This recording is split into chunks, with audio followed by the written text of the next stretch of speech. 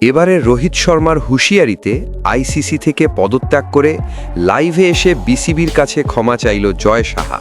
দর্শক, বিশ্ব ক্রিকেটের ইতিহাসে এমন নাটকীয় দৃশ্য আগে কখনো দেখা যায়নি। মুস্তাফিজুর রহমানকে আইপিএল থেকে বাদ দেওয়ার ঘটনা থেকেই যে আগুনের সূত্রপাত, তা শেষ পর্যন্ত গিয়ে পড়েছে আইসিসির সর্বোচ্চ মহল পর্যন্ত।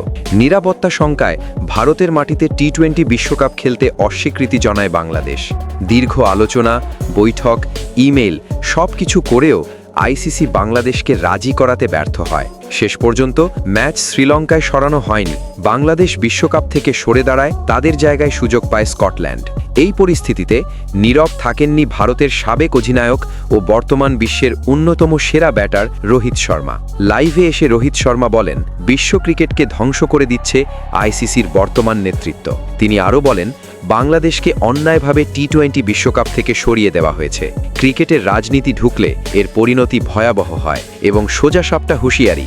এই অবস্থায় আইসিসির সভাপতির পদে থাকা উচিত নয় জয় সাহার। রোহিত শর্মার এই বক্তব্যে ক্রিকেট বিশ্বে তোলপাড়। সাবেক ক্রিকেটারদের একাংশ প্রতিবাদে মুখর। সোশ্যাল মিডিয়ায় ঝড়। আইসিসি সভাপতির পদ থেকে সরে দাঁড়ান জয় সাহা। পদত্যাগের পর লাইভে এসে বাংলাদেশের উদ্দেশ্যে জয় সাহা বলেন, রাজনৈতিক কারণে আমি বাংলাদেশকে বিশ্বকাপ থেকে বাদ দিয়ে এক বড় ভুল করেছি। তিনি আরও বলেন, ক্রিকেটের চেয়ে বড় কিছু হতে পারে না। আমি বিসিবি ও বাংলাদেশের জনগণের কাছে ক্ষমা চাইছি। ক্রিকেট কি সত্যিই রাজনীতির শিকার? বাংলাদেশ কি ন্যায় বিচার পেয়েছে? এমন পরিস্থিতিতে ক্রিকেটারদের সরব হওয়া কি দরকার?